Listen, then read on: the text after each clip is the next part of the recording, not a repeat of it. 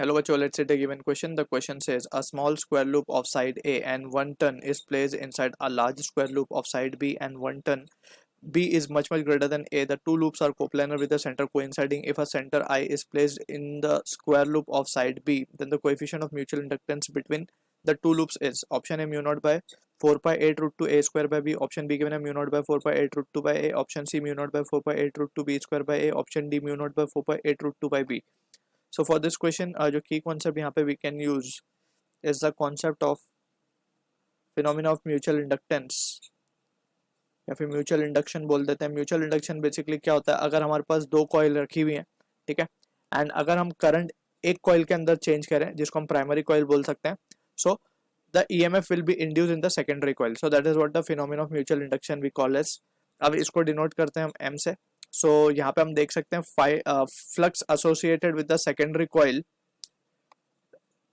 will be, or we can say it will be proportional to the current induced in the current in the primary coil. So जितना current हम primary coil के अंदर change करेंगे उतना ही EMF will be induced in the secondary coil. So that is what the basic we can say concept regarding mutual induction. तो यहाँ पे अगर हम देखें, अब इसको constant of proportionality जब हटाएंगे तो हम m डालते हैं जिसे हम mutual inductance बोलते हैं, राइट. सो इसको हम सिंपली इस तरीके से भी लिख सकते हैं. अब इसके अलावा हमें एक चीज और यहाँ पे याद रखनी है. For a finite length wire, अगर हम कुछ परपेंडिकुलर डिस्टेंस ए के ऊपर if you wish to find the magnetic field due to this current carrying wire I, तो हम क्या लिख सकते हैं formula. We have already studied. ये एंगल थीटा 1 सबटेंड कर रहा है एंड यहाँ पे थीटा 2 सबटेंड कर रहे हैं दो एंड ऑफ द वायर.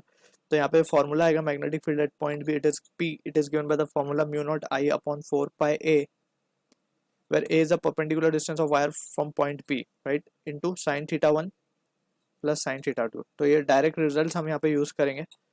अब सबसे पहले हम देख लेते हैं कि हमें एक बड़ा स्क्वायर लूप गिवन है.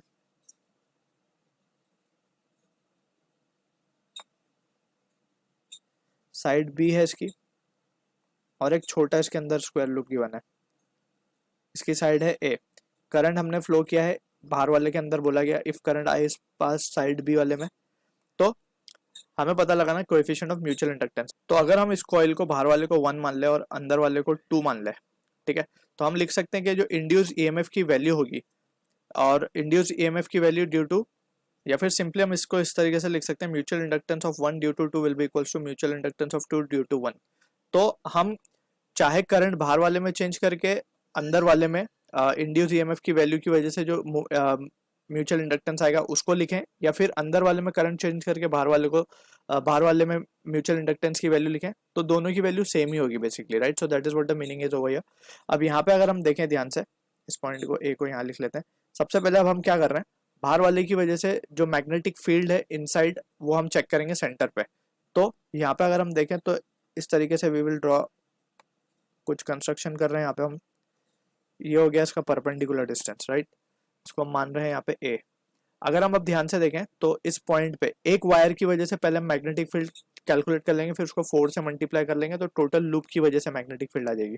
तो B at point O due to wire 1, और जस्ट हम इसको टोटल लिखने के लिए 4 से मल्टीप्लाई कर रहे हैं स्टार्टिंग में, it will be mu not I by 4 pi. A की जब हम बात करेंगे so A is nothing but a perpendicular distance, right. तो ए क्या हो जाएगा, it will be B by 2, तो 2 पर चला जाएगा, राइट. बी का हाफ हो जाएगा क्योंकि सेंटर पे हम चेक कर रहे हैं इसको. यहाँ पे साइन थीटा 1 की वैल्यू अगर हम देखें सो इट विल बी 45, तो ये भी 45 ही होंगे. साइन 45 प्लस साइन 45, दोनों एंड साइन 45 एंगल सबटेंड करेंगे तो यहाँ से 4 से cancel.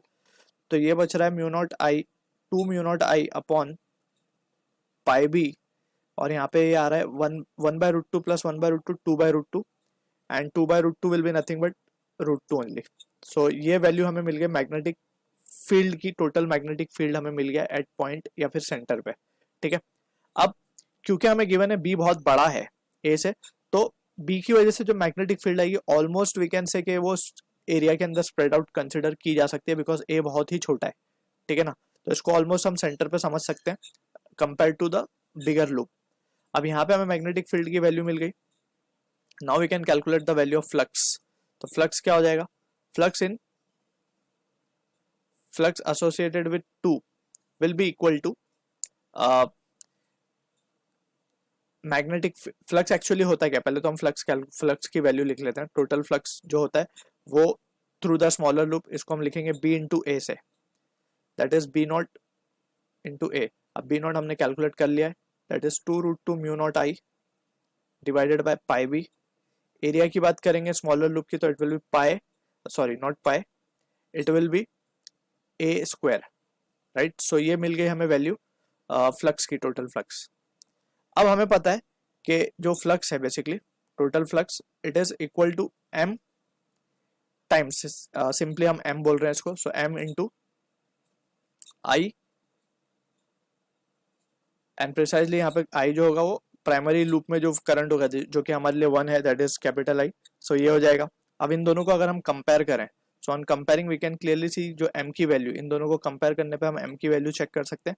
It is coming out to be 2√2 mu naught A square upon B, और यहाँ पे आ जाएगा नीचे pi. So this is what the answer we are getting.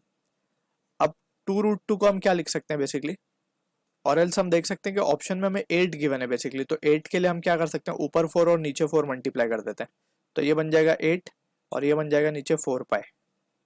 ठीक है, तो ये वैल्यू आ रही है. इसको अगर हम देखें ध्यान से, mu not 8√2 A square, mu not 8√2 A square by B 4 pi, तो option A will be the correct answer for this question. So I hope you understood the solution. All the best.